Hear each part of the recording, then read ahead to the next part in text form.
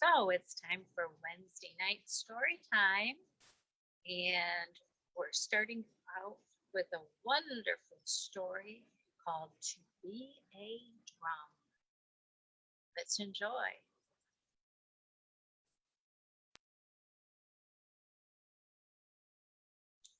To Be a Drum by Evelyn Coleman. Art by Amina Brenda Lynn Robinson.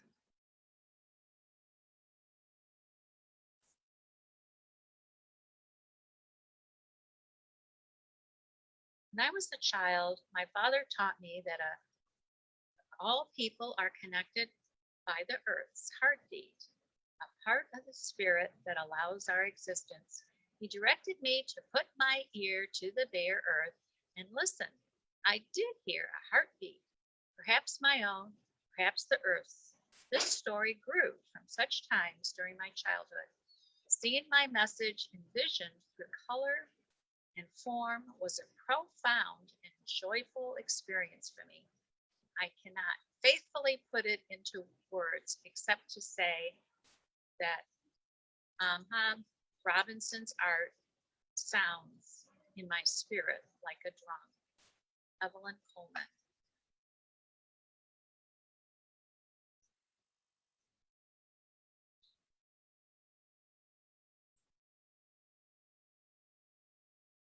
During a morning mist, the fog swirled up around Matt, Martha, and their daddy, and when they sat one-legged, they couldn't be seen from afar, but they were there. Then Daddy West told them a story in his soft voice, the voice that could tap, tap, tap Matt and Martha gently on their hearts. Daddy West began long before time, before hours and minutes and seconds. On the continent of Africa, the rhythm of the earth beat from the first people. The earth filled the air with spirit. The spirit rose on the wind and flew into our bodies, and our own hearts beat for the first time. We were alive.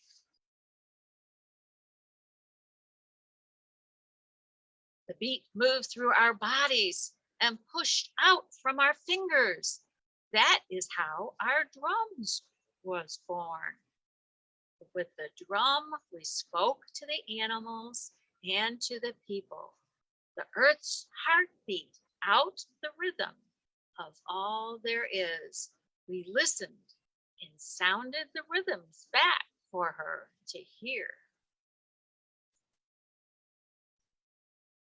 Then men from another continent came, men who would not listen to the rhythm of the earth.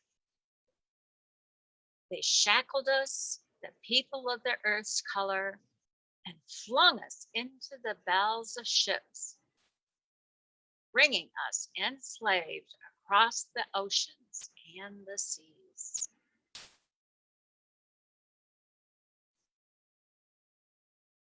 They tore us apart from one another, did not allow us to speak our own languages. We were a lost people. We were no longer free. We thought we were no more. Then they took the drums away. But cruelty cannot stop the earth's heart from beating. The earth is split, moved through us, still and pushed, not only out of our fingers, but out our entire bodies. And we became the drums, living drums, beating for the whole world to hear and see. We were alive. We would be free.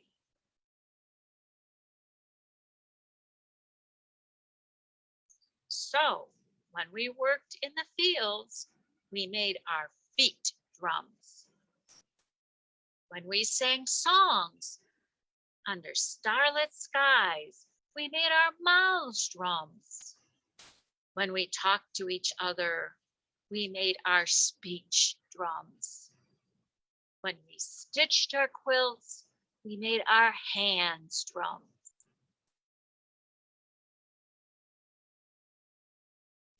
When we fought in wars, we made our courage drums.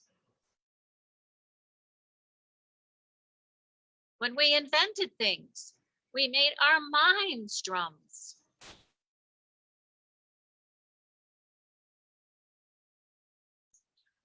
When we fought for our freedom and for our civil rights, we made our communities drums.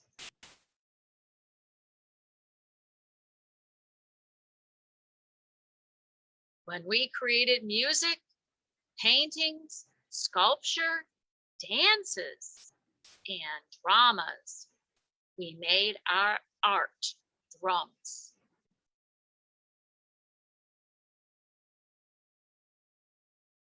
When we wrote down our wisdom, we made our stories drums. When we recorded our memories, we made our history drums. When we became foremen, scientists, teachers, leaders, entrepreneurs, and tradespeople, we made our dreams drums. We were the earth's people. We were the living drums. We would always be free.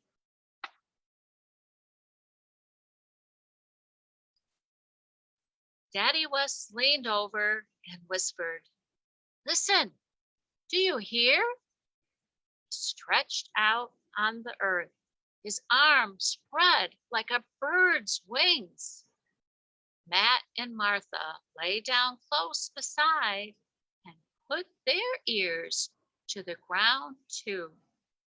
They waited for the magic to be there, waited for the hearing of the earth's heartbeat, waited to become.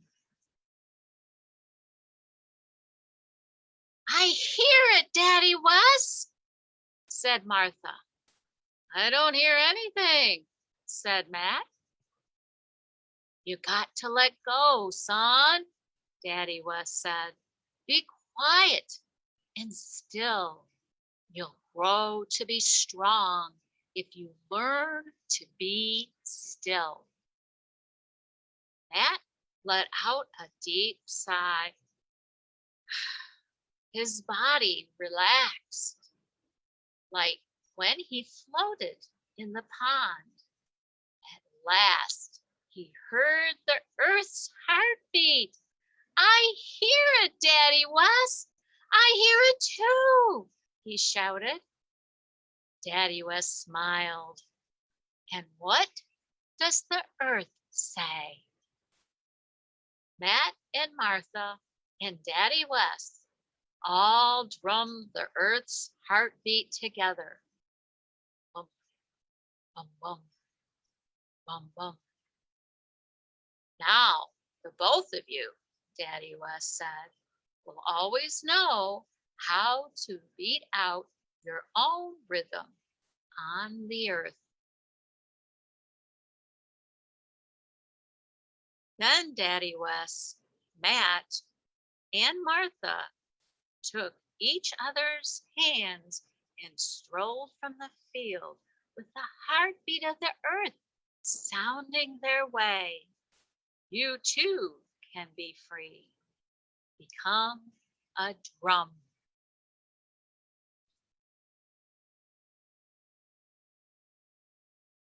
So, what did you think of that story?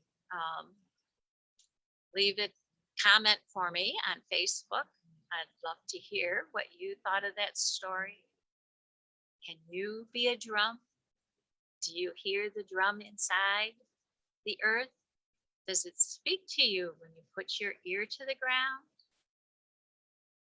When you can't listen to the drum by putting your ear to the ground, You can be a drum other ways in this book. And tell me which way you can be the drum.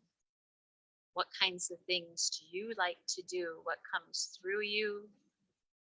They took the drums away. The heartbeat of the drum went from them and through them, through their fingers and what they did. So what things do you do with your hands and your fingers? So what does the heartbeat of the drum coming through you look and sound like? Thought that was an awesome story. And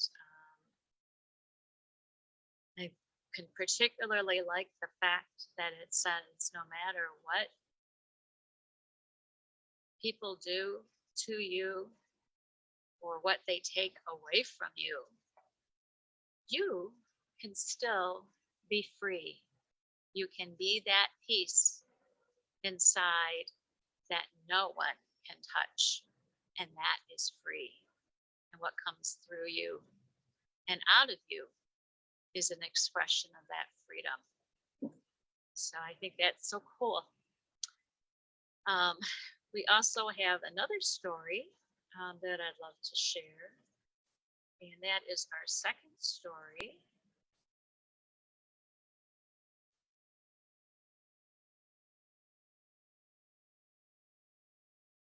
And that is called Kumba and Kambili. It's a tale from Mali. Since we're celebrating summer reading, is called Tales, T-A-L-E-S, and Tales, T-A-I-L-S. We're reading stories and tales from all over the world, tales from everywhere. And right now we're on Africa. So this is retold by Susan I. Archers and illustrated by Keith D. Shepard. So this is an ancient story.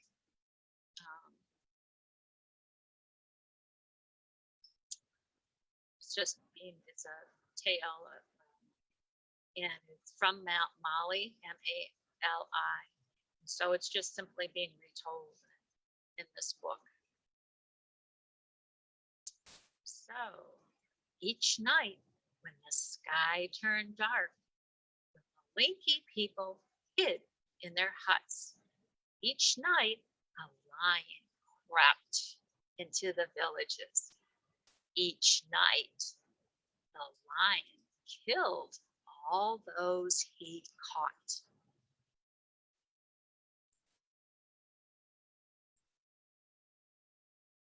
People turned to a brave man for help.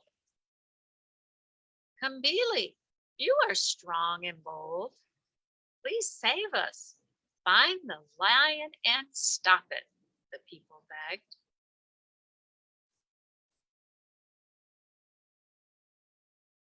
Kambili answered, we have all lost someone we love. I will try, but I need to know more about this lion. The next day, Kambili talked with his wife. Kumba, sing to the spirits. Find out what you can about the lion. Where does it come from? How can I stop it? Kumba sang. She listened to her heart. Then she told Kambili what she had learned.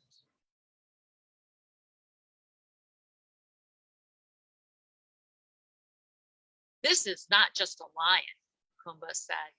It is a powerful wizard that turns into a lion each night. The only way to stop him is to kill him.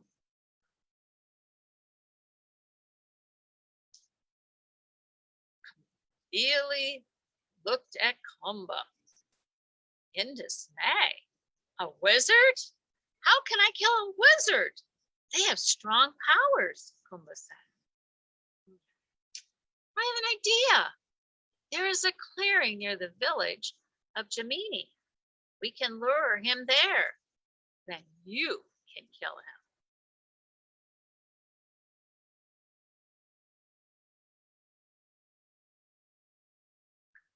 Billy thought for a moment and said, that might work. When hunters want to catch a lion, they tie a goat to a tree as bait. But this lion prefers the flesh of man to the flesh of a goat. Oh, what do you think they're going to do? What are they going to do?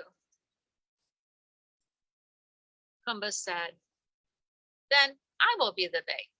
We know he comes at night. You can hide. Once it is dark, I'll sing. You'll hear me and come to get me. But then you can kill him.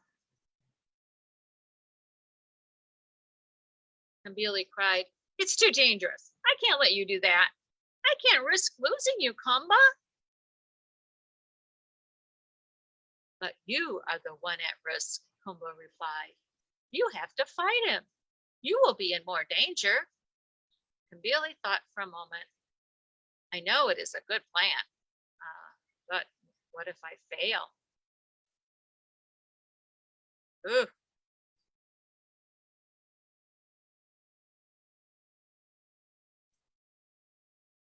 Kumba replied, you won't. And if you are bold enough to fight the beast, then I am brave enough to set the trap. Kambili smiled sadly at his wife. All right, let's leave now so we can be ready tonight. Kumba and Kambili went to the grove. Kumba leaned against a tree. Kambili hid in the bushes. They watched the sky change from a hazy blue to a blushing pink. Finally, the soft black of night was shadowed by the moon. As the stars shimmered, Kumba began to sing. The song drifted to where the lion man prowled. She sang so sweetly that the lion man knew he had to have her for his next meal. As the beast crept to the grove, he filled the air with a spell of sleep. Kumba's singing kept her from getting sleepy, but Kambili could not resist. His eyes began to close. His head dropped to his chest. He was lost in sleep as a cloud drifted across the moon. When the moonlight returned, the lion man spotted Kumba. His eyes glowed with greed. Kumba sensed that the lion was near. She called softly, Kambili, he's here. Kambili.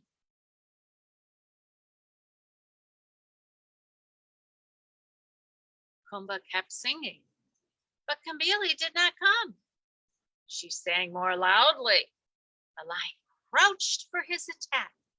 Just as Kambili lifted his head, he was jolted awake by the sight of the lion about to leap on Kumba.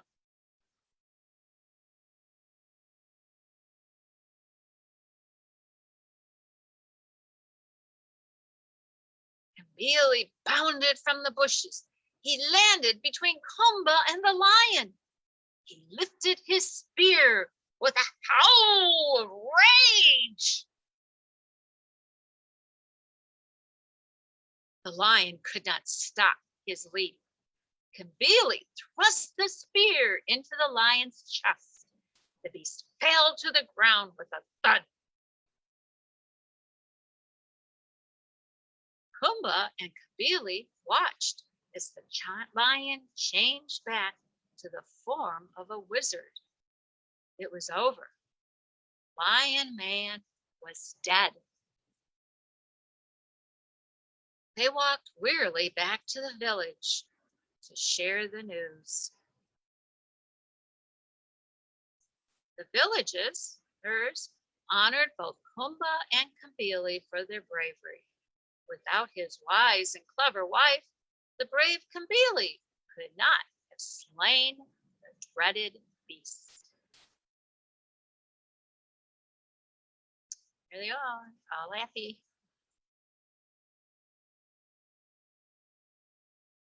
Malinki is a group of people living mainly in Senegal, Mali, and Ivory Coast. So here's some questions. What do you think? Why did the people of the village turn to Kambili to ask for help? Or question 2, Kumba agreed to be the one to attract the lion. Do you think she was afraid? She was the one that was singing, set the trap. Do you think she was afraid to do that? Question 3, this is a story about bravery and courage. Who do you think was more brave? Kumba or her husband Kambili, and why? About Mali. The Republic of Mali in Western Africa has been part of 3 important empires that controlled trade across the Sahara for centuries. The Great Mali Empire of the Malinki or Mandinka ruled millions of people in parts of present-day Guyana, Ivory Coast, Senegal, and Mali. It is believed Mali takes its name from these proud people. The Malinki today still pride themselves on the traditions of storytelling and proverbs. So it's a little bit about Mali. It also tells much about the author and the illustrator.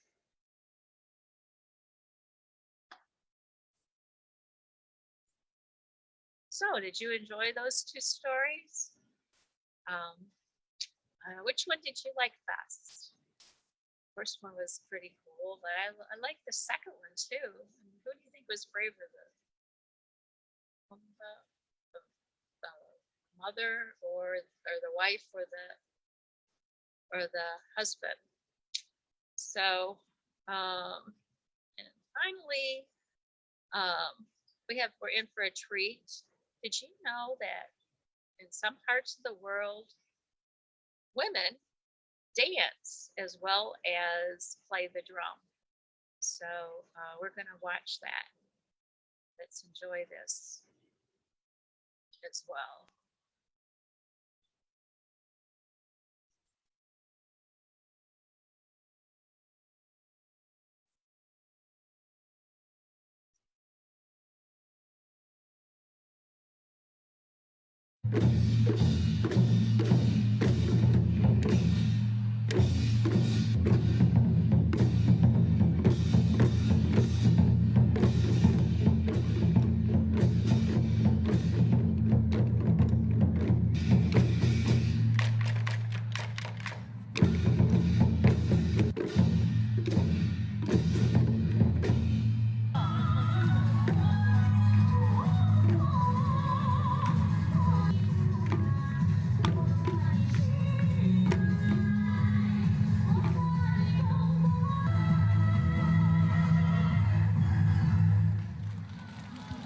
就是你在这个跳着腰舞的同时，你起到一个身心的健康，心里头也美，外在的美，全身心的美。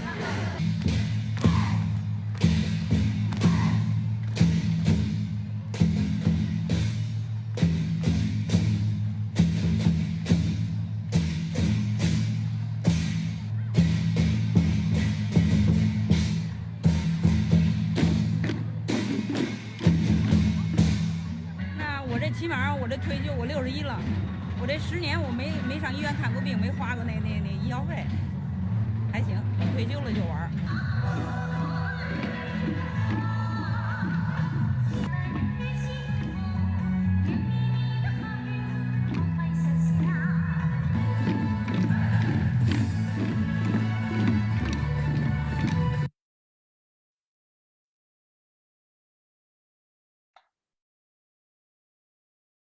So where do you think that took place? Obviously, they weren't speaking English.